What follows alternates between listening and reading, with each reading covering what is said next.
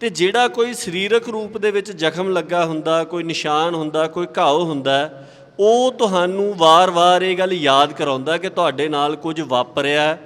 ਤੇ ਜੇ ਬੰਦਿਆਂ ਨੂੰ ਇਹ ਪਤਾ ਲੱਗੇ ਕਿ ਕੁਝ ਵਾਪਰਿਆ ਤੇ ਫਿਰ ਉਹ ਇਸ ਗੱਲ ਦੇ ਉੱਪਰ ਜਾਂਦੇ ਆ ਕਿ ਕੀ ਵਾਪਰਿਆ ਤੇ ਕਿਉਂ ਵਾਪਰਿਆ।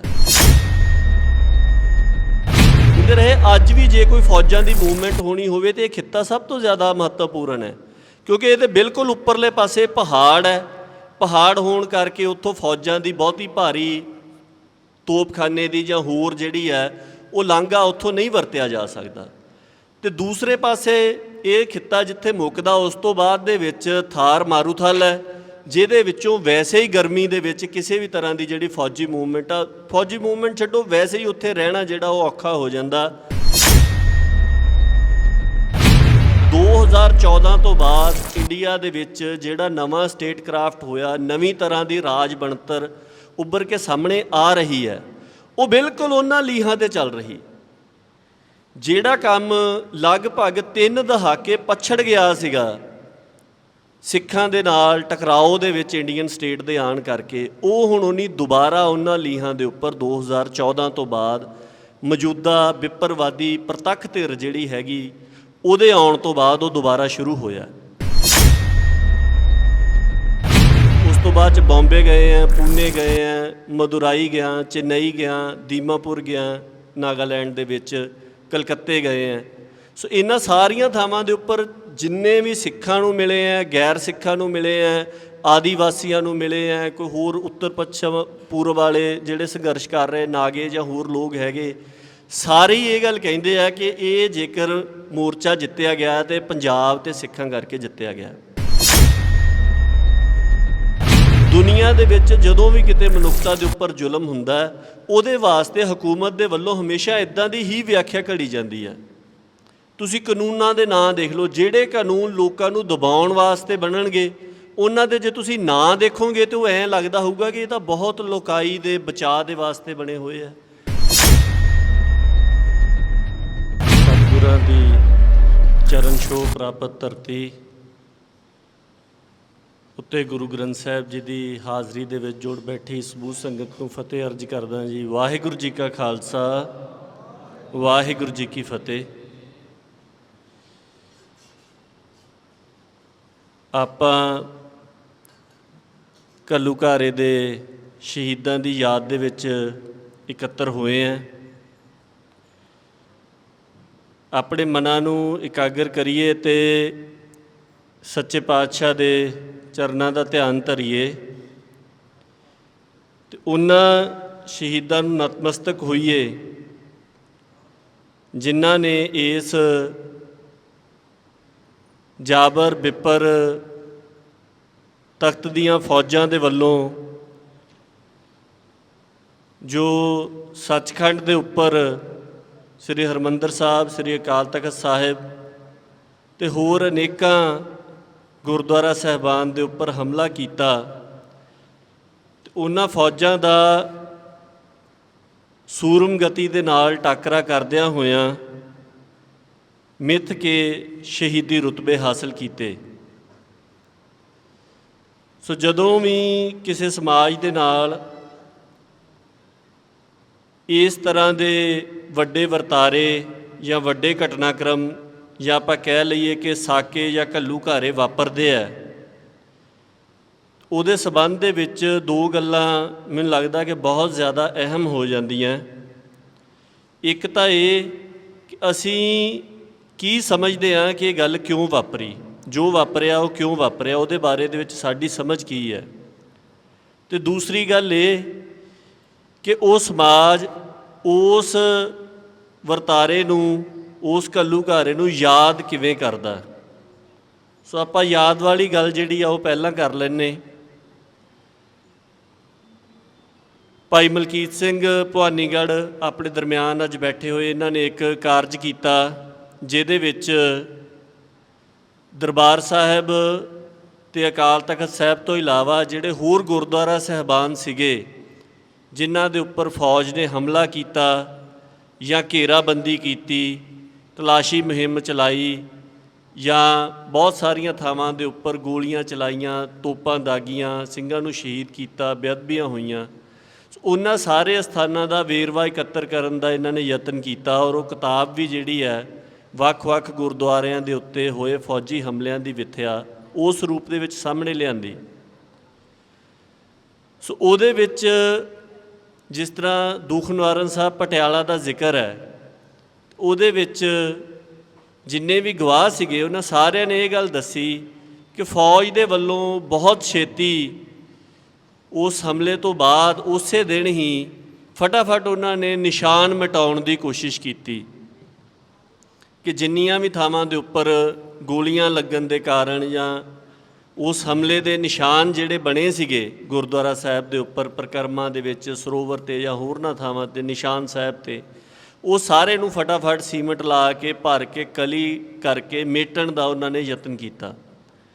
ਇਹੀ ਗੱਲ ਜਿਹੜੀ ਹੈ ਹੋਰਨਾਂ ਥਾਵਾਂ ਤੋਂ ਵੀ ਆਪਾਂ ਨੂੰ ਪਤਾ ਲੱਗਦੀ ਹੈ ਕਿ ਜਿੱਥੇ ਵੀ ਹਮਲਾ ਹੋਇਆ ਉੱਥੇ ਉਹਨਾਂ ਨੇ ਸਭ ਤੋਂ ਪਹਿਲਾ ਕੰਮ ਇਹੀ ਕਰਨ ਦੀ ਕੋਸ਼ਿਸ਼ ਕੀਤੀ ਕਿ ਉਹਦੇ ਨਿਸ਼ਾਨ ਜਿਹੜੇ ਸੀਗੇ ਉਹ ਮਿਟਾਉਣ ਦੀ ਕੋਸ਼ਿਸ਼ ਕੀਤੀ। ਇਹ ਕੋਈ ਐਵੇਂ ਗੱਲ ਨਹੀਂ ਸੀਗੀ, ਕਿਉਂਕਿ ਜਲਦੀ ਵੀ ਕੋਈ ਹਮਲਾਵਰ ਧਿਰ ਹੁੰਦੀ ਉਹਨੂੰ ਪਤਾ ਹੁੰਦਾ ਕਿ ਹੁਣ ਜੋ ਵਾਪਰਿਆ ਆ ਉਹ ਜਿਨ੍ਹਾਂ ਦੇ ਨਾਲ ਵਾਪਰਿਆ ਉਹਨਾਂ ਦੇ ਮਨਾਂ ਦੇ ਵਿੱਚੋਂ ਮਿਟਾਉਣਾ ਆ। ਅਤੇ ਜਿਹੜਾ ਕੋਈ ਸਰੀਰਕ ਰੂਪ ਦੇ ਵਿੱਚ ਜ਼ਖਮ ਲੱਗਾ ਹੁੰਦਾ, ਕੋਈ ਨਿਸ਼ਾਨ ਹੁੰਦਾ, ਕੋਈ ਘਾਉ ਹੁੰਦਾ, ਉਹ ਤੁਹਾਨੂੰ ਵਾਰ-ਵਾਰ ਇਹ ਗੱਲ ਯਾਦ ਕਰਾਉਂਦਾ ਕਿ ਤੁਹਾਡੇ ਨਾਲ ਕੁਝ ਵਾਪਰਿਆ। ਅਤੇ ਜੇ ਬੰਦਿਆਂ ਨੂੰ ਇਹ ਪਤਾ ਲੱਗੇ ਕਿ ਕੁਝ ਵਾਪਰਿਆ ਤਾਂ ਫਿਰ ਉਹ ਇਸ ਗੱਲ ਦੇ ਉੱਪਰ ਜਾਂਦੇ ਆ ਕਿ ਕੀ ਵਾਪਰਿਆ ਅਤੇ ਕਿਉਂ ਵਾਪਰਿਆ। ਸੋ ਪਿਛਲੇ ਸਾਰੇ ਅਰਸੇ ਦੇ ਦੌਰਾਨ ਹੀ ਅੱਜ ਆਪਾਂ 29 ਸਾਲ ਦੇ ਵਕਫੇ ਦੇ ਉੱਪਰ ਖੜ੍ਹ ਕੇ ਗੱਲ ਕਰ ਰਹੇ, 2 ਪੀੜ੍ਹੀਆਂ ਇੰਨੇ ਸਮੇਂ ਦੇ ਦੌਰਾਨ ਬਦਲ ਜਾਂਦੀਆਂ, ਸੋ ਬਦਲ ਗਈਆਂ। ਸੋ ਇਸ ਸਾਰੇ ਅਰਸੇ ਦੇ ਦੌਰਾਨ ਹਕੂਮਤ ਨੇ ਇਹ ਪੂਰਾ ਜ਼ੋਰ ਲਾਇਆ ਕਿ ਸਿੱਖਾਂ ਦੇ ਮਨਾਂ ਦੇ ਵਿੱਚੋਂ ਇਸ ਚੀਜ਼ ਨੂੰ ਮਿਟਾ ਦਿੱਤਾ ਜਾਵੇ। ਜੇ ਮਿਟਾਇਆ ਨਹੀਂ ਜਾਂਦਾ ਤਾਂ ਇਹਨੂੰ ਬਦਲ ਦਿੱਤਾ ਜਾਵੇ, ਇਹਨੂੰ ਪੇਤਲਾ ਕਰ ਦਿੱਤਾ ਜਾਵੇ। ਉਹਦੇ ਵਾਸਤੇ ਉਹਨਾਂ ਨੇ ਕਿੰਨਾ ਪ੍ਰਚਾਰ, ਕਿੰਨਾ ਕੁਛ ਕੀਤਾ। ਜਦੋਂ ਹਮਲਾ ਹੋਇਆ ਤਾਂ ਸਰਕਾਰ ਨੇ ਆਪਣੇ ਜਿੰਨੇ ਸਾਧਨ ਸੀਗੇ ਉਹਨਾਂ ਸਾਰੇ ਸਾਧਨਾਂ ਦੇ ਰਾਹੀਂ ਇਹ ਕਿਹਾ ਕਿ ਅਸੀਂ ਗੁਰਦੁਆਰੇ ਆਜ਼ਾਦ ਕਰਾ ਦਿੱਤੇ ਹੈ। ਇੱਥੋਂ ਤੱਕ ਵੀ ਗੱਲਾਂ ਜਿਹੜੀਆਂ ਉਹ ਕਹੀਆਂ ਗਈਆਂ। ਪਰ ਸਿੱਖਾਂ ਨੇ ਆਪਾਂ ਦੇਖੀਏ ਕਿ ਇਸ ਸਾਰੇ ਅਰਸੇ ਦੇ ਦੌਰਾਨ ਸਰਕਾਰੀ ਬਿਰਤਾਂਤ ਜਿਹੜਾ ਸੀਗਾ ਉਹਨੂੰ ਸਿੱਖਾਂ ਦੀ ਜਿਹੜੀ ਇੱਕ ਸਮੂਹਕ ਮਾਨਸਿਕਤਾ ਆ, ਸਾਰੇ ਸਿੱਖਾਂ ਦੀ ਇੱਕ ਸਾਂਝੀ ਸਮਝ ਹੈ, ਭਾਵੇਂ ਕੋਈ ਬਹੁਤਾ ਉਹਦੇ ਬਾਰੇ 'ਚ ਚੇਤਨ ਹੋਵੇ ਜਾਂ ਨਾ ਹੋਵੇ, ਉਹਨੇ ਕਦੀ ਵੀ ਉਸ ਸਰਕਾਰ ਦੇ ਪ੍ਰਾਪੇਗੈਂਡੇ ਨੂੰ ਪ੍ਰਵਾਨ ਨਹੀਂ ਕੀਤਾ। ਇਹ ਗੱਲ ਠੀਕ ਆ ਕਿ ਜਦੋਂ ਹਮਲਾ ਹੋਇਆ ਤਾਂ ਸ਼ੁਰੂ ਦੇ ਵਿੱਚ ਜੋ ਗੱਲ ਸਰਕਾਰ ਕਹਿ ਰਹੀ ਸੀ, ਜੋ ਨਾਂ ਸਰਕਾਰ ਦੇ ਰਹੀ ਸੀ ਆਪਰੇਸ਼ਨ ਬਲੂ ਸਟਾਰ, ਉਹ ਹੁਣ ਵੀ ਜਦੋਂ ਅਸੀਂ ਪੁਰਾਣੀਆਂ ਲਿਖਤਾਂ ਪੜ੍ਹਦੇ ਤਾਂ ਅਸੀਂ ਦੇਖਦੇ ਕਿ ਸਾਡੇ ਬੰਦੇ ਵੀ ਉਹੀ ਗੱਲ ਹੀ ਕਹਿ ਰਹੇ ਸੀਗੇ। ਪਰ ਆਖਿਰਕਾਰ ਸਿੱਖਾਂ ਨੇ ਮਹਿਸੂਸ ਕੀਤਾ ਕਿ ਇਹ ਜੋ ਨਾਂ ਸਰਕਾਰ ਨੇ ਦਿੱਤਾ ਹੈ ਇਹ ਸਾਡਾ ਨਹੀਂ ਹੈਗਾ ਅਤੇ ਨਾ ਇਹਦੇ ਰਾਹੀਂ ਸਾਡੇ ਸੱਚ ਨੂੰ ਬਿਆਨ ਕੀਤਾ ਜਾ ਸਕਦਾ। ਆਪਾਂ ਅੱਜ ਦੇਖੀਏ ਕਿ ਅੱਜ ਜਦੋਂ ਅਸੀਂ ਇਹਨਾਂ ਦਿਨਾਂ ਨੂੰ ਯਾਦ ਕਰਦੇ, ਉਹ ਸਥਾਪਿਤ ਹੋ ਗਿਆ ਸਾਰੀ ਦੁਨੀਆ ਦੇ ਵਿੱਚ ਸਿੱਖ ਜੂਨ ਦੇ ਪਹਿਲੇ ਹਫ਼ਤੇ ਨੂੰ ਘੱਲੂਘਾਰਾ ਹਫ਼ਤੇ ਦੇ ਤੌਰ ਦੇ ਉੱਪਰ ਹੀ ਮਨਾਉਂਦੇ ਆ। ਔਰ ਜਿੰਨੀਆਂ ਵੀ ਥਾਵਾਂ ਦੇ ਉੱਪਰ ਸਮਾਗਮ ਹੋ ਰਹੇ ਉਹ ਸਾਰਿਆਂ ਦੇ ਵਿੱਚ ਆ ਪਿਛਲੇ ਲਗਭਗ 10 ਸਾਲ ਤੋਂ ਤਾਂ ਦੇਖ ਹੀ ਰਹੇ ਹਾਂ ਕਿ ਉਹ ਗੱਲ ਸਿੱਖਾਂ ਦੀ ਸਮੂਹਕ ਚੇਤਨਾ ਨੇ ਇਹਨੂੰ ਘੱਲੂਘਾਰੇ ਵਜੋਂ ਹੀ ਪ੍ਰਵਾਨ ਕੀਤਾ। ਹਾਲਾਂਕਿ 9 ਜੂਨ 1984 ਨੂੰ ਮਤਲਬ ਸਰਹੱਦੋਂ ਪਾਰ ਕਹਿ ਲਓ ਪੱਛਮੀ ਪੰਜਾਬ ਦੇ ਵਿੱਚ ਬੈਠਿਆਂ ਅਫਜ਼ਲ ਅਹਿਸਨ ਰੰਧਾਵਾ ਨੇ ਇੱਕ ਕਵਿਤਾ ਲਿਖੀ ਸੀਗੀ, ਉਹਨੇ ਉਹਦਾ ਨਾਂ ਹੀ ਸਿਰਲੇਖ ਹੀ ਇਹ ਰੱਖਿਆ ਸੀ, ਨਵਾਂ ਘੱਲੂਘਾਰਾ। ਸੋ ਜਿਹੜੇ ਹਿੱਸੇ, ਜਿਹੜੇ ਆਪਾਂ ਇਹ ਕਹਿ ਸਕਦੇ ਕਿ ਮਨੁੱਖਤਾ ਦੇ ਹਿੱਸੇ ਸਿਰਫ ਸਿੱਖਾਂ ਦੇ ਨਹੀਂ, ਇਹਨੂੰ ਗੁਰੂ ਲਿਵ ਦੀ ਦ੍ਰਿਸ਼ਟੀ ਤੋਂ ਦੇਖ ਰਹੇ ਸੀਗੇ, ਸਿੱਖ ਇਤਿਹਾਸ ਦੀ, ਖਾਲਸਾਈ ਰਵਾਇਤ ਦੀ ਦ੍ਰਿਸ਼ਟੀ ਤੋਂ ਦੇਖ ਰਹੇ ਸੀ, ਉਹਨਾਂ ਨੇ ਤਾਂ ਪਹਿਲਾਂ ਹੀ ਇਹਨੂੰ ਘੱਲੂਘਾਰਾ ਪਛਾਣ ਲਿਆ ਸੀਗਾ ਕਿ ਘੱਲੂਘਾਰਾ ਵਾਪਰਿਆ। ਅਤੇ ਅੱਜ ਤਕਰੀਬਨ 4 ਦਹਾਕੇ ਦੇ ਵਕਫੇ ਤੋਂ ਬਾਅਦ ਸਿੱਖਾਂ ਦੀ ਸਮੂਹਕ ਚੇਤਨਾ ਨੇ ਇਹ ਗੱਲ ਜੱਗ ਦੇ ਸਾਹਮਣੇ ਸਥਾਪਿਤ ਕਰ ਦਿੱਤੀ ਹੈ ਕਿ ਇਹ ਇੱਕ ਘੱਲੂਘਾਰਾ ਸੀ। ਸੋ ਬੇਸ਼ੱਕ ਆਪਾਂ ਪਿਛਲੇ ਸਮੇਂ ਦੀਆਂ ਬਹੁਤ ਸਾਰੀਆਂ ਕਮੀਆਂ ਗਿਣ ਸਕਦੇ, ਪਰ ਇਹ ਗੱਲ ਇਤਿਹਾਸ ਦੇ ਵਿੱਚ ਇੱਕ ਪ੍ਰਾਪਤੀ ਵਜੋਂ ਹੀ ਦਰਜ ਹੋਊਗੀ ਕਿ ਸਿੱਖਾਂ ਦੇ ਸਮੂਹਕ ਮਨ ਨੇ ਇਹਦੇ ਅਸਲ ਖਾਸੇ ਨੂੰ ਪਛਾਣਿਆ ਅਤੇ ਉਹਦੇ ਮੁਤਾਬਕ ਭਾਵੇਂ 2 ਪੀੜ੍ਹੀਆਂ ਦੇ ਵਕਫੇ ਤੋਂ ਬਾਅਦ ਅੱਜ ਇਹ ਗੱਲ ਆਈ ਹੈ, ਪਰ ਇਹ ਗੱਲ ਆਪਣੇ ਮੂਲ ਰੂਪ ਦੇ ਵਿੱਚ ਸਾਡੀ ਪਰੰਪਰਾ ਦੇ ਵਿੱਚੋਂ ਜੋ ਯਾਦ ਬਣਦੀ ਸੀ ਘੱਲੂਘਾਰੇ ਦੀ, ਉਸੇ ਰੂਪ ਦੇ ਵਿੱਚ ਹੀ ਯਾਦ ਕੀਤਾ ਜਾਣਾ ਸ਼ੁਰੂ ਹੋ ਗਿਆ। ਹੁਣ ਦੂਸਰੀ ਗੱਲ ਇਹ ਹੈ ਕਿ ਜੋ ਵਾਪਰਿਆ ਉਹ ਕਿਉਂ ਵਾਪਰਿਆ।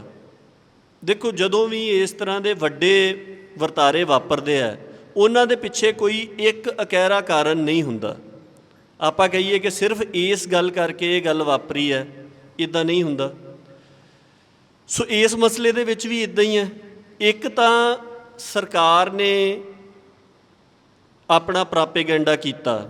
ਉਹਨਾਂ ਨੇ ਇਹ ਕਿਹਾ ਕਿ ਜੋ ਉਹਨਾਂ ਦੇ ਵੱਲੋਂ ਲਫ਼ਜ਼ ਵਰਤੇ ਜਾਂਦੇ ਆ ਕਿ ਗਲਤ ਅਨਸਰਾਂ ਦੇ ਵੱਲੋਂ ਗੁਰਦੁਆਰਾ ਸਾਹਿਬ ਦੀ ਪਵਿੱਤਰਤਾ ਨੂੰ ਭੰਗ ਕੀਤਾ ਜਾ ਰਿਹਾ ਸੀ ਅਤੇ ਸਰਕਾਰੀ ਫੌਜਾਂ ਨੇ ਗੁਰਦੁਆਰਿਆਂ ਦੀ ਪਵਿੱਤਰਤਾ ਨੂੰ ਬਹਾਲ ਕੀਤਾ।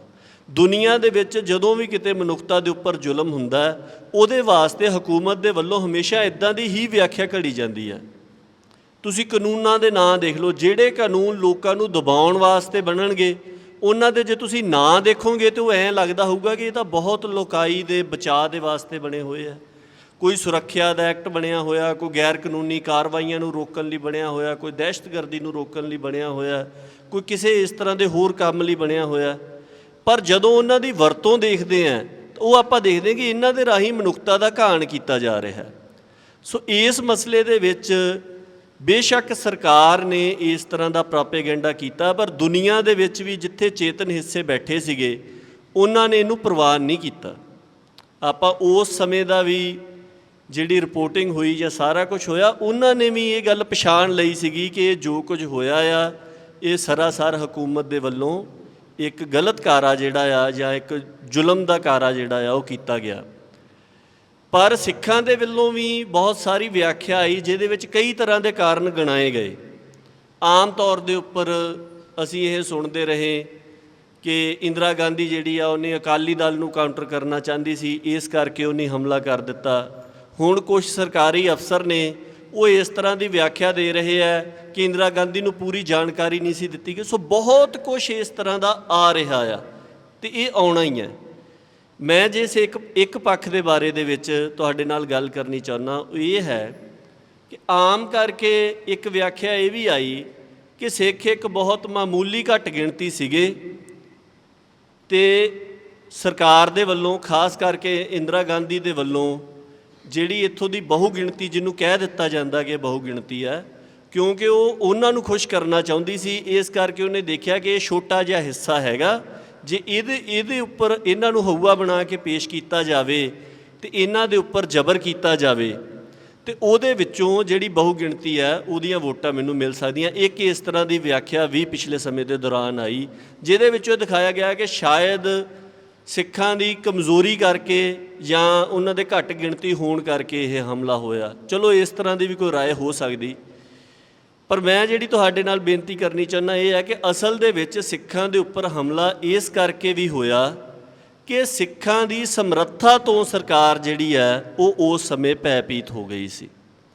ਜੇਕਰ ਆਪਾਂ ਉਸ ਸਮੇਂ ਦੇ ਹਾਲਾਤ ਨੂੰ ਦੇਖੀਏ, ਅੱਜ ਦੇ ਹਾਲਾਤ ਦੇ ਨਾਲ ਜੋੜ ਕੇ ਦੇਖਾਂਗੇ ਤਾਂ ਗੱਲ ਕਾਫੀ ਸੌਖੀ ਸਮਝ ਆ ਸਕਦੀ। ਇਸ ਹਮਲੇ ਤੋਂ ਕੋਈ 10 ਕੁ ਸਾਲ ਪਹਿਲਾਂ 1970ਵਿਆਂ ਦਾ ਅੱਧ ਲਾ ਲਓ, ਉਦੋਂ ਇੰਡੀਆ ਸੱਤਾ ਦੇ ਕੇਂਦਰੀਕਰਨ ਵੱਲ ਨੂੰ ਵੱਧ ਰਿਹਾ ਸੀਗਾ। ਦੂਸਰੇ ਪਾਸੇ ਜਿੰਨੇ ਸਾਡੇ ਇੱਥੋਂ ਦੇ ਬਾਹਰੀ ਹਾਲਾਤ ਸੀਗੇ ਇਸ ਖਿੱਤੇ ਦੇ, ਉਹਨਾਂ ਦੇ ਵਿੱਚ ਵੱਡੇ ਟਕਰਾਅ ਜਿਹੜੇ ਆ ਕੌਮਾਂਤਰੀ ਤਾਕਤਾਂ ਦੇ ਜਿਹੜੇ ਆ ਉਹ ਇੱਥੇ ਬਣੇ ਹੋਏ ਸੀਗੇ। ਅਫਗਾਨਿਸਤਾਨ ਦੇ ਵਿੱਚ ਜੋ ਹਾਲਾਤ ਬਣੇ ਹੋਏ ਸੀ, ਰੂਸ ਅਤੇ ਅਮਰੀਕਾ ਆਪਸ ਦੇ ਵਿੱਚ ਉਲਝੇ ਹੋਏ ਸੀਗੇ। ਸੋ ਇੱਕ ਪਾਸੇ ਇਸ ਖਿੱਤੇ ਦੇ ਹਾਲਾਤ ਜਿਹੜੇ ਨੇ ਉਹ ਵੱਡੀਆਂ ਤਾਕਤਾਂ ਦੇ ਟਕਰਾਅ ਵਾਲੇ ਬਣੇ ਹੋਏ ਸੀਗੇ। ਉਹਨਾਂ ਦੀਆਂ ਰੁਚੀਆਂ ਦੁਨੀਆ ਦੀਆਂ 2 ਵੱਡੀਆਂ ਤਾਕਤਾਂ ਦੀਆਂ ਇਸ ਖਿੱਤੇ ਦੇ ਵਿੱਚ ਸੀਗੀਆਂ।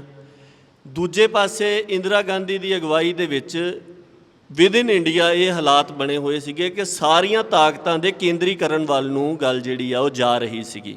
ਉਹ ਸਾਰੀ ਤਾਕਤ ਨੂੰ ਆਪਣੇ ਆਲੇ ਦੁਆਲੇ ਇਕੱਠਾ ਕਰ ਰਹੀ ਸੀ। ਫਿਰ ਆਪਾਂ ਦੇਖੀਏ ਕਿ ਜਿਹੜੀ ਐਮਰਜੈਂਸੀ ਲਗਾਈ ਗਈ ਉਸ ਸਮੇਂ ਦੇ ਦੌਰਾਨ, ਉਹ ਤਾਂ ਇਸ ਗੱਲ ਦਾ ਬਿਲਕੁਲ ਪ੍ਰਤੱਖ ਪ੍ਰਮਾਣ ਸੀਗੀ। ਦੂਜੇ ਪਾਸੇ ਸਿੱਖ ਇੱਕ ਬੜੇ ਮਹੱਤਵਪੂਰਨ ਖਿੱਤੇ ਪੰਜਾਬ ਦੇ ਵਿੱਚ ਸੀਗੇ ਕਿਉਂਕਿ ਜਿੱਥੇ ਆਪਾਂ ਨੂੰ ਪਤਾ ਆ ਕਿ ਇਹ ਵਾਲਾ ਜਿਹੜਾ ਖਿੱਤਾ ਆ ਜਿਹਦੇ ਵਿੱਚ ਆਪਾਂ ਰਹਿ ਰਹੇ ਹਾਂ, ਇਹ ਖਿੱਤਾ ਸਦਾ ਹੀ ਫੌਜੀ ਤੌਰ ਦੇ ਉੱਤੇ ਬਹੁਤ ਜ਼ਿਆਦਾ ਮਹੱਤਵਪੂਰਨ ਰਿਹਾ। ਹਿੰਦੁਸਤਾਨ ਦੇ ਵਿੱਚ ਜਿੰਨੇ ਵੀ ਹਮਲਾਵਰ ਆਉਂਦੇ ਰਹੇ ਉਹ ਇਸੇ ਖਿੱਤੇ ਦੇ ਰਾਹੀਂ ਲੰਘਦੇ ਰਹੇ। ਅੱਜ ਵੀ ਜੇ ਕੋਈ ਫੌਜਾਂ ਦੀ ਮੂਵਮੈਂਟ ਹੋਣੀ ਹੋਵੇ ਤਾਂ ਇਹ ਖਿੱਤਾ ਸਭ ਤੋਂ ਜ਼ਿਆਦਾ ਮਹੱਤਵਪੂਰਨ ਹੈ, ਕਿਉਂਕਿ ਇਹਦੇ ਬਿਲਕੁਲ ਉੱਪਰਲੇ ਪਾਸੇ ਪਹਾੜ ਹੈ। ਪਹਾੜ ਹੋਣ ਕਰਕੇ ਉੱਥੋਂ ਫੌਜਾਂ ਦੀ ਬਹੁਤੀ ਭਾਰੀ ਤੋਪਖਾਨੇ ਦੀ ਜਾਂ ਹੋਰ ਜਿਹੜੀ ਹੈ ਉਹ ਲਾਂਘਾ ਉੱਥੋਂ ਨਹੀਂ ਵਰਤਿਆ ਜਾ ਸਕਦਾ। ਤੇ ਦੂਸਰੇ ਪਾਸੇ ਇਹ ਖਿੱਤਾ ਜਿੱਥੇ ਮੁੱਕਦਾ ਉਸ ਤੋਂ ਬਾਅਦ ਦੇ ਵਿੱਚ ਥਾਰ ਮਾਰੂਥਲ ਹੈ, ਜਿਹਦੇ ਵਿੱਚੋਂ ਵੈਸੇ ਹੀ ਗਰਮੀ ਦੇ ਵਿੱਚ ਕਿਸੇ ਵੀ ਤਰ੍ਹਾਂ ਦੀ ਜਿਹੜੀ ਫੌਜੀ ਮੂਵਮੈਂਟ ਛੱਡੋ, ਵੈਸੇ ਹੀ ਉੱਥੇ ਰਹਿਣਾ ਜਿਹੜਾ ਉਹ ਔਖਾ ਹੋ ਜਾਂਦਾ। ਅੱਜ ਦੇ ਸਮੇਂ ਦੇ ਵਿੱਚ ਵੀ ਤੁਸੀਂ ਹੁਣ ਗਰਮੀਆਂ ਦੇ ਦਿਨ ਹੈਗੇ, ਆਉਂਦੇ ਦਿਨਾਂ 'ਚ ਪੜ੍ਹ ਲਿਓ, ਖਬਰਾਂ ਲੱਗਦੀਆਂ ਨੇ ਕਿ ਉੱਥੇ ਮਤਲਬ ਸੜਕਾਂ ਦੇ ਉੱਪਰ ਪਾਣੀ ਛਿੜਕਣਾ ਪੈਂਦਾ, ਨਹੀਂ ਤਾਂ ਉੱਥੋਂ ਲਾਂਘਾ ਨਹੀਂ ਮਿਲਦਾ ਹੈਗਾ। ਸੋ ਇੰਨਾ ਮਹੱਤਵਪੂਰਨ ਖਿੱਤੇ ਦੇ ਵਿੱਚ ਪੰਜਾਬ ਦੇ ਵਿੱਚ ਸਿੱਖ ਬੈਠੇ ਹੋਏ ਨੇ। ਫਿਰ ਜਿਹੜਾ ਇੰਟਰਨੈਸ਼ਨਲੀ ਡਿਸਪਿਊਟਡ ਏਰੀਆ ਹੈਗਾ ਆ, ਜਿਹਦੇ ਲਈ ਦੋ ਤਾਕਤਾਂ ਤਾਂ ਆਪਸ 'ਚ ਲੜਦੀਆਂ, ਜਿਹਦੇ 'ਚ ਕੌਮਾਂਤਰੀ ਤਾਕਤਾਂ ਦਾ ਵੀ ਰੁਚੀ ਹੈਗੀ, ਕਸ਼ਮੀਰ ਦਾ, ਉਹਨੂੰ ਜਿੰਨਾ ਵੀ ਜ਼ਮੀਨੀ ਲਾਂਘਾ ਇੰਡੀਆ ਦਾ ਲੱਗਦਾ ਉਹ ਸਾਰਾ ਇਸੇ ਪੰਜਾਬ ਦੇ ਵਿੱਚ ਦੀ ਹੋ ਕੇ ਹੀ ਲੰਘਦਾ ਆ। ਇਸ ਤੋਂ ਇਲਾਵਾ ਹੋਰ ਮਤਲਬ ਉਹਨੂੰ ਜ਼ਮੀਨੀ ਲਾਂਘਾ ਜਿਹੜਾ ਉਹ ਨਹੀਂ ਮਿਲਦਾ। ਉਹ ਪਹਾੜਾਂ ਦੇ ਵਿੱਚੋਂ ਦੀ ਰਸਤੇ ਬਣਾਉਣ ਦੀ ਕੋਸ਼ਿਸ਼ ਕਰ ਰਹੇ ਆ, ਸੁਰੰਗਾਂ ਬਣਾਉਂਦੇ ਆ, ਪਰ ਉਹ ਅਜੇ ਤੱਕ ਵੀ ਅੱਜ 40 ਸਾਲ ਬਾਅਦ ਤੱਕ ਵੀ ਕਾਮਯਾਬ ਨਹੀਂ ਹੋ ਰਿਹਾ। ਸੋ ਇੱਕ ਗੱਲ ਤਾਂ ਇਹ ਹੈ ਕਿ ਇਸ ਖਿੱਤੇ ਦੇ ਵਿੱਚ ਜਿੱਥੇ ਸਿੱਖ ਬੈਠੇ ਸੀ ਉਹ ਖਿੱਤਾ ਹੀ ਆਪਣੇ ਆਪ ਦੇ ਵਿੱਚ ਬਹੁਤ ਜ਼ਿਆਦਾ ਮਹੱਤਵਪੂਰਨ ਸੀਗਾ। ਦੂਜੀ ਆਪਾਂ ਸਿੱਖਾਂ ਦੀ ਸਮਰੱਥਾ ਦੇਖੀਏ ਕਿ ਅੱਜ ਵੀ ਫੌਜੀ ਤੌਰ ਦੇ ਉੱਪਰ ਇੰਡੀਅਨ ਆਰਮੀ ਦੀ ਕਿੰਨੀ ਵੱਡੀ ਡਿਪੈਂਡੈਂਸ ਜਿਹੜੀ ਹੈ ਉਹ ਸਿੱਖ ਫੌਜਾਂ ਦੇ ਉੱਤੇ ਹੈਗੀ, ਔਰ ਉਸ ਸਮੇਂ ਉਹ ਇਸ ਤੋਂ ਵੀ ਜ਼ਿਆਦਾ ਸੀਗੀ। ਫਿਰ ਇੰਡੀਆ ਆਪਣੀ ਫੂਡ ਸਿਕਿਉਰਿਟੀ ਦੇ ਵਾਸਤੇ, ਅੰਨ ਦੇ ਵਾਸਤੇ ਪੰਜਾਬ ਦੇ ਉੱਪਰ ਨਿਰਭਰ ਸੀਗਾ। ਔਰ ਆਪਾਂ ਨੂੰ ਪਤਾ ਹੈ ਕਿ ਪੰਜਾਬ ਦੇ ਵਿੱਚ ਜਿਹੜੀ ਖੇਤੀ ਦਾ ਕਿੱਤਾ ਹੈ ਉਹ ਜ਼ਿਆਦਾ ਸਿੱਖਾਂ ਦੇ ਵੱਲੋਂ ਹੀ ਕੀਤਾ ਜਾਂਦਾ। ਉਸ ਸਮੇਂ ਇੰਡੀਆ ਦੇ ਵਿੱਚ ਕਾਰਖਾਨੇਦਾਰੀ ਵੱਧ ਰਹੀ ਸੀਗੀ, ਔਰ ਉਹਦੇ ਵਾਸਤੇ ਆਵਾਜਾਈ ਜਿਹੜੀ ਹੈ, ਟਰਾਂਸਪੋਰਟ ਆ, ਉਹ ਬਹੁਤ ਮਹੱਤਵਪੂਰਨ ਸੀਗਾ, ਕਿਉਂਕਿ ਕੱਚਾ ਮਾਲ ਫੈਕਟਰੀਆਂ ਤੱਕ ਜਾਊਗਾ ਤੇ ਕੋਈ ਚੀਜ਼ ਬਣ ਸਕਦੀ ਹੈ। ਬਣਿਆ ਹੋਇਆ ਮਾਲ ਜਿਹੜਾ ਆ ਉਹ ਫੈਕਟਰੀਆਂ ਤੋਂ ਅੱਗੇ ਹੋਲਸੇਲ ਜਾਂ ਅੱਗੇ ਰਿਟੇਲ ਤੱਕ ਜਾਊਗਾ, ਤਾਂ ਹੀ ਕਾਰਖਾਨੇਦਾਰੀ ਅੱਗੇ ਚੱਲ ਸਕਦੀ। ਔਰ ਜਿੰਨੀ ਵੀ ਇੰਡੀਆ ਦੇ ਵਿੱਚ ਵੱਡੀ ਟਰਾਂਸਪੋਰਟ ਸੀਗੀ ਉਸ ਸਮੇਂ ਤਾਂ ਲਗਭਗ ਪੂਰੇ ਇੰਡੀਆ ਦੇ ਵਿੱਚ ਟਰਾਂਸਪੋਰਟ ਦੇ ਉੱਤੇ ਸਿੱਖਾਂ ਦੀ ਮੋਨੋਪਲੀ ਸੀਗੀ। ਜਿਹੜੀ ਥੋਕ ਦੀ ਮੰਡੀ ਸੀਗੀ ਉਹਦੇ ਵਿੱਚ ਜਿਹੜੇ ਪਾਕਿਸਤਾਨ ਵਾਲੇ ਪਾਸੇ ਤੋਂ ਉੱਜੜ ਕੇ ਸਿੱਖ ਵਪਾਰੀ ਆਏ ਸੀਗੇ, ਉਹਨਾਂ ਦੀ ਮੋਨੋਪਲੀ ਤਾਂ ਨਹੀਂ ਸੀਗੀ, ਪਰ ਉਹਨਾਂ ਦੀ ਕੋਰ ਇੰਡਸਟਰੀਆਂ ਦੇ ਵਿੱਚ, ਥੋਕ ਦੇ ਵਿੱਚ ਵੀ ਚੌਖਾ ਉਹਨਾਂ ਦਾ ਹਿੱਸਾ ਸੀਗਾ। ਸੋ ਇੰਨੀ ਜ਼ਿਆਦਾ ਸਾਧਨ ਸਮਰੱਥਾ ਸੀਗੀ ਇੱਕ ਹਿੱਸੇ ਦੇ ਕੋਲ। ਔਰ ਵਾਪਰਿਆ ਇਹ ਕਿ ਜਦੋਂ ਐਮਰਜੈਂਸੀ ਲੱਗੀ, ਸਾਰੇ ਇੰਡੀਆ ਦੇ ਵਿੱਚੋਂ ਉਹਦਾ ਵਿਰੋਧ ਹੋਣ ਦੀ ਕੋਸ਼ਿਸ਼ ਹੋਈ, ਪਰ ਸਭ ਤੋਂ ਸਫਲ ਵਿਰੋਧ ਜਿਹੜਾ ਸੀਗਾ ਉਸ ਸਾਂਝੀ ਲੜਾਈ ਦਾ, ਉਹ ਪੰਜਾਬ ਤੇ ਸਿੱਖਾਂ ਦੇ ਵੱਲੋਂ ਕੀਤਾ ਗਿਆ। ਸੋ ਜਦੋਂ 77 ਦੇ ਵਿੱਚ ਐਮਰਜੈਂਸੀ ਖਤਮ ਹੋਈ ਤਾਂ ਉਦੋਂ ਇੰਡੀਆ ਦੀ ਹਕੂਮਤ ਨੇ ਇਸ ਗੱਲ ਦਾ ਅੰਦਾਜ਼ਾ ਲਾ ਲਿਆ ਸੀ ਕਿ ਸਭ ਤੋਂ ਵੱਡੀ ਸਮੱਸਿਆ ਸੱਤਾ ਦੇ ਕੇਂਦਰੀਕਰਨ ਦੇ ਵਿੱਚ, ਜਿੱਧਰ ਨੂੰ ਇੰਡੀਆ ਨੂੰ ਲੈ ਕੇ ਜਾਣਾ ਚਾਹੁੰਦੇ ਸੀਗੇ, ਉਧਰ ਨੂੰ ਲਿਜਾਣ ਦੇ ਵਿੱਚ ਜੇਕਰ ਕੋਈ ਸਭ ਤੋਂ ਵੱਡਾ ਅੜਿੱਕਾ ਬਣ ਸਕਦੇ ਆ ਤੇ ਉਹ ਸਿੱਖ ਬਣ ਸਕਦੇ ਆ। ਸੋ ਉਸ ਸਮਰੱਥਾ ਨੂੰ ਭੰਨਣ ਦੇ ਵਾਸਤੇ ਤੇ ਸਿੱਖਾਂ ਦੇ ਉਸ ਆਤਮ ਵਿਸ਼ਵਾਸ ਨੂੰ ਭੰਨਣ ਦੇ ਵਾਸਤੇ ਕਿ ਜਿੱਥੇ ਇੱਕ ਬਹੁਤ ਛੋਟੀ ਗਿਣਤੀ ਵਾਲੇ ਜਿਹੜੇ ਲੋਕ ਆ ਉਹ ਏਡੇ ਵੱਡੇ ਖਿੱਤੇ ਦੀ ਏਡੀ ਵੱਡੀ ਤਾਕਤ ਦੇ ਸਾਹਮਣੇ ਇੰਨੇ ਦ੍ਰਿੜ ਇਰਾਦੇ ਦੇ ਨਾਲ ਖੜ ਗਏ। ਸੋ ਆਪਾਂ ਗੱਲ ਬਹੁਤੀ ਲੰਬੀ ਨਹੀਂ ਕਰਦੇ, ਮੈਂ ਸੰਕੋਚਦਾ ਹਾਂ। ਤੁਸੀਂ ਉਸ ਹਾਲਾਤ ਨੂੰ ਹੁਣ ਅੱਜ ਦੇ ਹਾਲਾਤ ਦੇ ਨਾਲ ਮਿਲਾ ਕੇ ਦੇਖੋ। 2014 ਤੋਂ ਬਾਅਦ ਇੰਡੀਆ ਦੇ ਵਿੱਚ ਜਿਹੜਾ ਨਵਾਂ ਸਟੇਟ ਕ੍ਰਾਫਟ ਹੋਇਆ, ਨਵੀਂ ਤਰ੍ਹਾਂ ਦੀ ਰਾਜ ਬਣਤਰ ਉੱਭਰ ਕੇ ਸਾਹਮਣੇ ਆ ਰਹੀ ਹੈ, ਉਹ ਬਿਲਕੁਲ ਉਹਨਾਂ ਲੀਹਾਂ 'ਤੇ ਚੱਲ ਰਹੀ। ਜਿਹੜਾ ਕੰਮ ਲਗਭਗ 3 ਦਹਾਕੇ ਪਛੜ ਗਿਆ ਸੀਗਾ ਸਿੱਖਾਂ ਦੇ ਨਾਲ ਟਕਰਾਓ ਦੇ ਵਿੱਚ ਇੰਡੀਅਨ ਸਟੇਟ ਦੇ ਆਉਣ ਕਰਕੇ, ਉਹ ਹੁਣ ਉਹਨੀ ਦੁਬਾਰਾ ਉਹਨਾਂ ਲੀਹਾਂ ਦੇ ਉੱਪਰ 2014 ਤੋਂ ਬਾਅਦ ਮੌਜੂਦਾ ਵਿਪਰਵਾਦੀ ਪ੍ਰਤੱਖ ਧਿਰ ਜਿਹੜੀ ਹੈਗੀ ਉਹਦੇ ਆਉਣ ਤੋਂ ਬਾਅਦ ਉਹ ਦੁਬਾਰਾ ਸ਼ੁਰੂ ਹੋਇਆ। ਕਿੰਨੇ ਪੋਲੀਟੀਕਲ ਫੈਸਲੇ ਨੇ ਜਿਹੜੇ 2014 ਤੋਂ ਬਾਅਦ ਲਾਗੂ ਹੋਏ ਨੇ ਇੰਡੀਆ ਦੇ ਵਿੱਚ, ਤੇ ਕਿਸੇ ਦੇ ਵਿੱਚ ਵੀ ਦੱਸੋਗੇ ਸਰਕਾਰ 1 ਇੰਚ ਭਰ ਵੀ ਪਿੱਛੇ ਹਟੀ ਹੋਵੇ। ਸਿਰਫ ਇੱਕ ਆ ਕਿਸਾਨੀ ਵਾਲੇ 3 ਬਿੱਲ ਛੱਡ ਦਿਓ, ਕਿਸੇ ਦੇ ਵਿੱਚ ਵੀ ਉਹ 1 ਇੰਚ ਵੀ ਪਿੱਛੇ ਨਹੀਂ ਹਟਦੇ। ਚਾਹੇ ਉਹ ਮੁਸਲਮਾਨਾਂ ਦੇ ਪਰਸਨਲ ਲਾ ਦਾ ਮਸਲਾ ਹੋਵੇ, 3 ਤਲਾਕ ਵਾਲਾ ਜਾਂ ਹੋਰ ਕਿੰਨਾ ਵਿਰੋਧ ਹੋਇਆ, CAA NRC ਦੇ ਮਸਲੇ ਤੇ ਕਿੰਨਾ ਜ਼ਿਆਦਾ ਵਿਰੋਧ ਹੋਇਆ ਸਾਰੇ ਇੰਡੀਆ ਦੇ ਵਿੱਚੋਂ, ਬਿਲਕੁਲ ਇੱਕ ਕਦਮ ਨਹੀਂ ਪਿੱਛੇ ਹਟਾਇਆ। ਜਿੱਥੇ ਸੀਗੇ ਉੱਥੇ ਜ਼ਰੂਰ ਖੜ ਗਏ, ਹਾਲ ਦੀ ਘੜੀ ਅੱਗੇ ਨਹੀਂ ਵਧ ਰਹੇ, ਉਹ ਇੱਕ ਵੱਖਰੀ ਗੱਲ ਆ, ਪਰ 1 ਪੈਸਾ ਭਰ ਵੀ ਪਿੱਛੇ ਨਹੀਂ ਹਟੇ। ਫਿਰ ਉਸ ਤੋਂ ਇਲਾਵਾ ਕਸ਼ਮੀਰ ਦਾ ਮਸਲਾ ਆਪਣੇ ਸਾਹਮਣੇ ਹੈਗਾ ਕਿ ਕਿਸ ਤਰੀਕੇ ਦੇ ਨਾਲ ਉੱਥੇ ਇੱਕ ਜਿਹਦੇ ਬਾਰੇ 'ਚ ਕਿਹਾ ਜਾਂਦਾ ਰਿਹਾ, ਅਸੀਂ ਸੁਣਦੇ ਰਹੇ, ਅੱਜ ਵੀ ਉਹਦਾ ਜ਼ਿਕਰ ਹੋ ਜਾਂਦਾ ਕਿ 1948 ਦਾ ਜੀ ਕਸ਼ਮੀਰ ਦਾ ਮਾਮਲਾ UN ਦੀ ਸਿਕਿਉਰਿਟੀ ਕਾਊਂਸਲ ਦੇ ਵਿੱਚ ਪਿਆ ਹੋਇਆ, ਉੱਥੇ ਮਤਾ ਪਾਸ ਹੋਇਆ ਸਿਕਿਉਰਿਟੀ ਕਾਊਂਸਲ ਦਾ ਕਿ ਕਸ਼ਮੀਰ ਦੇ ਵਿੱਚ ਰਾਏ ਸ਼ੁਮਾਰੀ ਕਰਾਓ ਅਤੇ ਜੋ ਕਸ਼ਮੀਰੀ ਚਾਹੁੰਦੇ ਆ ਉਹਦੇ ਮੁਤਾਬਕ ਉਹਦਾ ਫੈਸਲਾ ਕਰੋ। ਜਿਹੜੀ ਕੋਈ ਮਾੜੀ ਮੋਟੀ ਨਾਮ ਮਾਤਰ ਕੋਈ ਗਰੰਟੀ ਸੀਗੀ ਧਾਰਾ 370 ਦੇ ਤਹਿਤ, ਉਹ ਵੀ ਤੋੜ ਕੇ ਇੱਕ ਸਬੂਤੇ ਖਿੱਤੇ ਨੂੰ 2-3 ਹਿੱਸਿਆਂ ਦੇ ਵਿੱਚ ਵੰਡ ਕੇ ਸਿੱਧਾ ਕੇਂਦਰ ਦੇ ਪ੍ਰਬੰਧ ਦੇ ਹੇਠ ਲੈ ਲਿਆ। 1 ਇੰਚ ਭਰ ਨਹੀਂ ਉਹ ਪਿੱਛੇ ਹਟੇ। ਸੋ ਬਿਲਕੁਲ ਉਸ ਤਰ੍ਹਾਂ ਦੇ ਹਾਲਾਤ ਇੰਡੀਆ ਦੇ ਵਿੱਚ ਬਣ ਰਹੇ ਸੀਗੇ ਜਦੋਂ ਕਿਸਾਨੀ ਸੰਘਰਸ਼ ਉੱਭਰਿਆ। ਔਰ ਤੁਸੀਂ ਦੇਖੋ ਕਿ ਉਸ ਤੋਂ ਬਾਅਦ ਦੇ ਵਿੱਚ ਬਿਲਕੁਲ ਉਸੇ ਤਰ੍ਹਾਂ ਦਾ ਜਿਹੜਾ ਪ੍ਰਤੀਕਰਮ ਹੈ, ਜਦੋਂ ਇੰਦਰਾ ਗਾਂਧੀ ਬਿਲਕੁਲ ਆਪਣੇ ਚੜ੍ਹਤ ਦੇ ਸਮੇਂ ਦੇ ਵਿੱਚ ਸੀਗੀ, ਜੇਕਰ ਉਹਦੇ ਵੇਗ ਨੂੰ, ਉਹਦੀ ਰੱਥ ਨੂੰ ਕਿਸੇ ਨੇ ਅੱਗਿਓਂ ਆ ਕੇ ਡੱਕਿਆ ਸੀ ਤੇ ਉਹ ਸਿੱਖਾਂ ਨੇ ਤੇ ਪੰਜਾਬ ਨੇ ਡੱਕਿਆ ਸੀਗਾ। ਹੁਣ ਵੀ ਇਸ ਮਾਮਲੇ ਦੇ ਵਿੱਚ ਬਿਲਕੁਲ ਇਸੇ ਤਰ੍ਹਾਂ ਵਾਪਰਿਆ। ਸੋ ਜੋ ਹੁਣ ਅੱਜ ਪੰਜਾਬ ਦੇ ਵਿੱਚ ਵਾਪਰ ਰਿਹਾ, ਇਹ ਮਤ ਸੋਚੀਏ ਕਿ ਆਪਣੇ ਆਪ ਹੀ ਹੋ ਰਿਹਾ। ਅਸੀਂ ਤਾਂ ਤਕਰੀਬਨ 2021 ਤੋਂ ਇਹ ਗੱਲ ਹਰ ਇੱਕ ਥਾਂ ਦੇ ਉੱਪਰ ਬੇਨਤੀ ਕਰ ਰਹੇ ਕਿ ਕਿਸਾਨੀ ਸੰਘਰਸ਼ ਤੋਂ ਬਾਅਦ ਸਿੱਖ ਬਿਲਕੁਲ 1977 ਵਾਲੀ ਸਥਿਤੀ ਦੇ ਵਿੱਚ ਆ ਗਏ ਆ, ਜਿੱਥੇ ਇੰਡੀਆ ਬਿਲਕੁਲ ਕੇਂਦਰੀਕਰਨ ਵੱਲ ਨੂੰ ਵੱਧ ਰਿਹਾ ਤੇ ਸਿੱਖਾਂ ਨੇ ਇੱਕ ਸਾਂਝੀ ਸਟਰਗਲ ਹੈ ਜਿਹੜੀ ਸਾਰੇ ਸਿਰਫ ਸਿੱਖਾਂ ਦਾ ਨਹੀਂ, ਇਸ ਖਿੱਤੇ ਦੇ ਬਹੁਤ ਸਾਰੇ ਲੋਕਾਂ ਦਾ ਸਰੋਕਾਰ ਹੈ ਕਿ ਸੱਤਾ ਜਿਹੜੀ ਆ ਉਹਦਾ ਕੇਂਦਰੀਕਰਨ ਨਾ ਹੋਵੇ, ਕਿਉਂਕਿ ਜੇ ਉਹ ਜਿੰਨੀ ਥੋੜ੍ਹੇ ਹੱਥਾਂ ਦੇ ਵਿੱਚ ਜਾਊਗੀ ਓਨਾ ਹੀ ਹਰ ਸੰਘਰਸ਼ ਕਰਨ ਵਾਲੀ ਧਿਰ ਦੇ ਵਾਸਤੇ, ਹਰ ਮਜ਼ਲੂਮ ਧਿਰ ਦੇ ਉੱਪਰ ਜ਼ੁਲਮ ਜਿਹੜਾ ਆ ਉਹ ਇੱਥੇ ਵਧਣਾ ਹੀ ਆ, ਉਹ ਵਧਿਆ ਵੀ ਹੈ।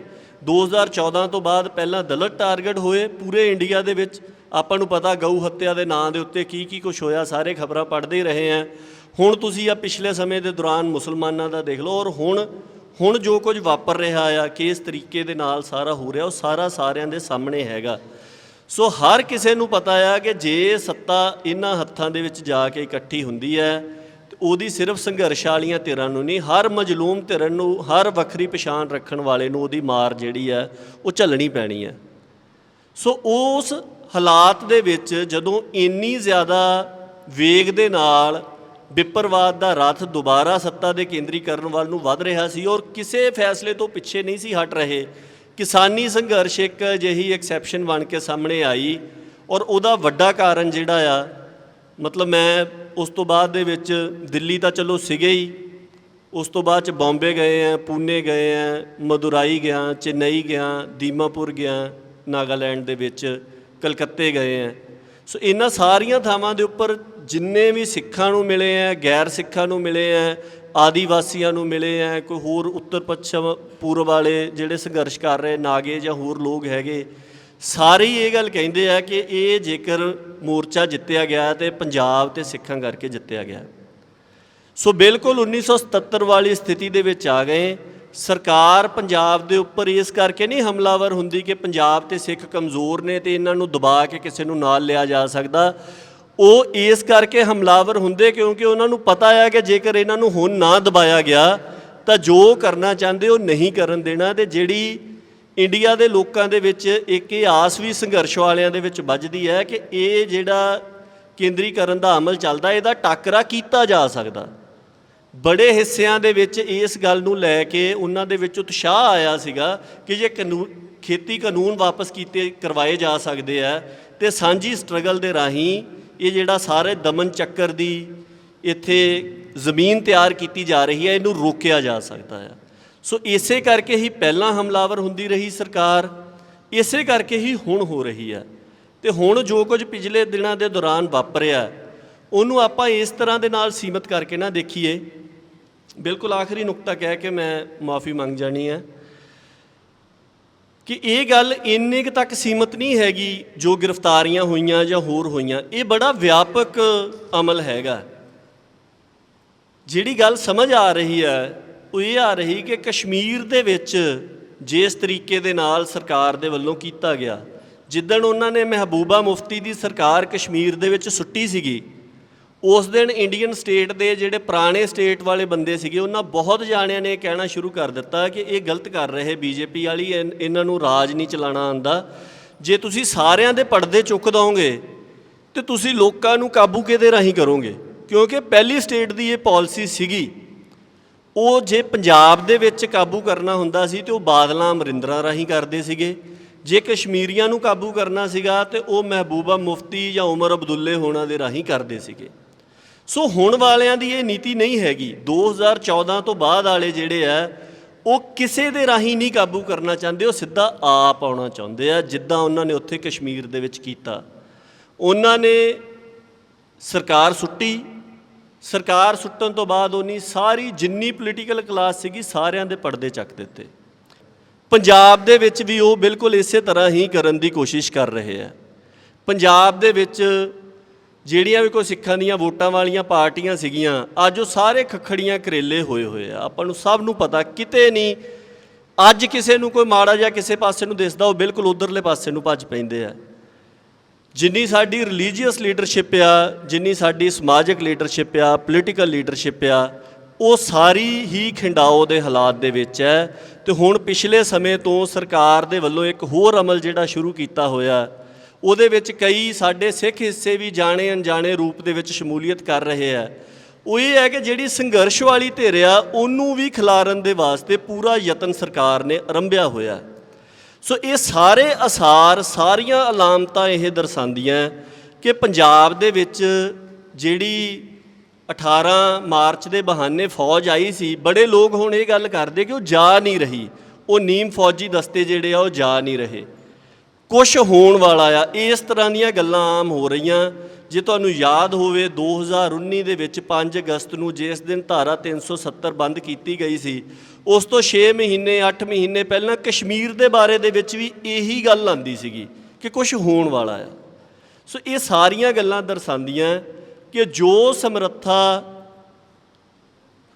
ਐਮਰਜੈਂਸੀ ਦੇ ਦੌਰਾਨ ਸਿੱਖਾਂ ਨੇ ਦਿਖਾਈ, ਜਿਹਦੇ ਅਮਲ ਦੇ ਜਿਸ ਸਮਰੱਥਾ ਤੋਂ ਭੈਭੀਤ ਹੋ ਕੇ ਸਰਕਾਰ ਨੇ ਸਿੱਖਾਂ ਨੂੰ ਬਿਲਕੁਲ ਨਖੇੜ ਕੇ ਵੱਖ ਕਰਕੇ ਨਿਸ਼ਾਨੇ ਦੇ ਉੱਪਰ ਲਿਆ, ਹੁਣ ਕਿਸਾਨੀ ਸੰਘਰਸ਼ ਤੋਂ ਬਾਅਦ ਅਸੀਂ ਬਿਲਕੁਲ ਉਸ ਹਾਲਾਤ ਦਾ ਸਾਹਮਣਾ ਕਰ ਰਹੇ ਹਾਂ। ਸੋ ਇਸ ਹਾਲਾਤ ਦੇ ਵਿੱਚੋਂ ਕਿਵੇਂ ਨਿਕਲਣਾ ਆ, ਇਹ ਸਾਡੇ ਸਾਰਿਆਂ ਦੇ ਸਾਹਮਣੇ ਸਵਾਲ ਹੈ। ਕਿਉਂਕਿ ਜੋ ਵਾਪਰਨਾ ਆ ਉਹਦਾ ਅੰਦਾਜ਼ਾ ਸਾਰਿਆਂ ਨੂੰ ਹੈਗਾ, ਪਰ ਕਰਨਾ ਕੀ ਹੈ ਇਹਦਾ ਅੰਦਾਜ਼ਾ ਬਹੁਤੇ ਜਾਣਿਆਂ ਨੂੰ ਨਹੀਂ ਹੈਗਾ। ਤੇ ਇਹ ਹਾਲਾਤ ਬਹੁਤ ਜ਼ਿਆਦਾ ਖਤਰਨਾਕ ਹੁੰਦੀ। ਸੋ ਇੰਨੀਆਂ ਕੀ ਬੇਨਤੀਆਂ ਹੈਗੀਆਂ ਕਿ ਜਿੱਥੇ ਆਪਾਂ ਉਹਨਾਂ ਸ਼ਹੀਦਾਂ ਨੂੰ ਯਾਦ ਕਰ ਰਹੇ, ਉਹਨਾਂ ਸ਼ਹੀਦਾਂ ਨੇ ਬਿਲਕੁਲ ਇੱਕ ਸਾਹਮਣੇ ਆਈ ਹੋਈ ਜਿਹੜੀ ਜੰਗ ਸੀਗੀ ਉਹਨੂੰ ਰਿਸਪੌਂਡ ਕੀਤਾ। ਸੰਤ ਜਰਨੈਲ ਸਿੰਘ ਹੋਣਾ ਨੇ, ਉਹਨਾਂ ਦੇ ਸਾਥੀਆਂ ਨੇ ਕਿਤੇ ਜਾ ਕੇ ਕਿਸੇ ਦੇ ਉੱਪਰ ਹਮਲਾਵਰ ਨਹੀਂ ਹੋਏ। ਬਿਲਕੁਲ ਆਖਰੀ ਮੌਕਾ ਉਸ ਥਾਂ ਦੇ ਉੱਤੇ ਖੜ ਕੇ ਲੜੇ ਜਿੱਥੋਂ ਪਤਾ ਸੀਗਾ ਕਿ ਇੱਥੋਂ ਹੁਣ ਪਿੱਛੇ ਨਹੀਂ ਹਟਿਆ ਜਾ ਸਕਦਾ। ਸੋ ਹੁਣ ਦੇ ਹਾਲਾਤ ਕਿਸ ਤਰ੍ਹਾਂ ਦੇ ਬਣ ਰਹੇ, ਇਹ ਹਾਲਾਤ ਦੇ ਉੱਪਰ ਸਾਨੂੰ ਦੇਖਣਾ ਪੈਣਾ। ਔਰ ਸਾਡੇ ਸਾਹਮਣੇ ਜੋ ਇਹ 'ਚ ਘੱਲੂਘਾਰੇ ਦੇ ਸ਼ਹੀਦਾਂ ਨੇ ਪੂਰਨੇ ਪਾਏ ਉਹ ਸਾਡੇ ਸਾਹਮਣੇ ਹੈ। ਔਰ ਇਸ ਗੱਲ ਨੂੰ ਆਪਾਂ ਆਪਣੇ ਮਨ ਦੇ ਵਿੱਚ ਵਿਚਾਰੀਏ। ਜਿੱਥੇ ਅੱਜ ਆਪਾਂ ਸ਼ਹੀਦਾਂ ਦੀ ਯਾਦ ਦੇ ਵਿੱਚ ਇਕੱਤਰ ਹੋਏ ਹਾਂ, ਇਹ ਦੇਖੀਏ ਕਿ ਉਸ ਸਮੇਂ ਕਿਸ ਤਰ੍ਹਾਂ ਦੇ ਹਾਲਾਤ ਸੀਗੇ, ਅੱਜ ਦੇ ਹਾਲਾਤ ਦੇ ਨਾਲ ਮੇਲ ਕੇ ਉਹਨਾਂ ਦਾ ਕੀ ਬਣਦਾ ਹੈ, ਅਤੇ ਸਾਡੇ ਭਵਿੱਖ ਦੇ ਰਾਹ ਜਿਹੜੇ ਨੇ ਉਹ ਕਿਸ ਤਰ੍ਹਾਂ ਬਿਹਤਰ ਕੀਤੇ ਜਾ ਸਕਦੇ। ਔਰ ਇਹ ਤਾਂ ਹੀ ਹੋ ਸਕਦਾ ਜੇਕਰ ਅਸੀਂ ਵਾਰ-ਵਾਰ ਇਕੱਤਰ ਹੋਵਾਂਗੇ। ਸ਼ਹੀਦਾਂ ਦੀ ਯਾਦ ਦੇ ਵਿੱਚ ਇਕੱਤਰ ਹੋਣਾ ਇਹ ਸਾਡਾ ਬੁਨਿਆਦੀ ਫਰਜ਼ ਹੈ, ਪਰ ਇਸ ਸਾਲਾਨਾ ਯਾਦ ਨੂੰ ਆਪਾਂ ਕਿਸੇ ਲਗਾਤਾਰਤਾ ਦੇ ਵਿੱਚ ਢਾਲੀਏ। ਔਰ ਜੋ ਗੁਰੂ ਸਾਹਿਬ ਨੇ ਇੱਕ ਕਿਰਿਆਸ਼ੀਲ ਸੰਗਤ ਸਾਨੂੰ ਦਿੱਤੀ ਹੈ, ਉਹਨਾਂ ਰਾਹਾਂ ਦੇ ਉੱਪਰ ਚੱਲਦਿਆਂ ਹੋਇਆਂ ਆਪਣੇ ਇਲਾਕੇ ਦੇ ਵਿੱਚ ਕੋਈ ਨਾ ਕੋਈ ਇਸ ਤਰ੍ਹਾਂ ਦਾ ਵਿਉਂਤਬੰਦੀ ਕਰੀਏ ਕਿ ਜਿਹਦੇ ਤਹਿਤ ਜਿੰਨੇ ਵੀ ਇਲਾਕੇ ਦੇ ਵਿੱਚ ਸੁਹਿਰਦ ਸਰਗਰਮ ਗੁਰੂ ਪੰਥ ਨੂੰ ਅੱਵਲ ਮੰਨਣ ਵਾਲੇ ਸਿੰਘ ਹੈਗੇ ਨੇ ਉਹ ਲਗਾਤਾਰ ਇਕੱਤਰ ਹੋਣ ਔਰ ਇਕੱਤਰ ਹੋ ਕੇ ਆਪਸ ਦੇ ਵਿੱਚ ਵਿਚਾਰ ਵਟਾਂਦਰਾ ਕਰਨ। ਆਪਾਂ ਲਗਾਤਾਰ ਹਾਲਾਤ ਦੇ ਉੱਪਰ ਨਿਗਾਹ ਰੱਖੀਏ ਤੇ ਦੇਖੀਏ ਕਿ ਕਿਸ ਤਰ੍ਹਾਂ ਅਸੀਂ ਆਪਣੇ ਅਮਲ ਜਿਹੜੇ ਆ ਉਹ ਸਾਧ ਸਕਦੇ। ਇੰਨੀਆਂ ਕਿ ਬੇਨਤੀਆਂ ਨੇ, ਸਮਾਂ ਮੇਰੇ ਖਿਆਲ ਦੇ ਵਿੱਚ ਵੱਧ ਲਿਆ ਗਿਆ, ਉਹਦੇ ਵਾਸਤੇ ਮਾਫੀ ਚਾਹੁੰਦਾ ਜੀ। ਵਾਹਿਗੁਰੂ ਜੀ ਕਾ ਖਾਲਸਾ, ਵਾਹਿਗੁਰੂ ਜੀ ਕੀ ਫਤਿਹ।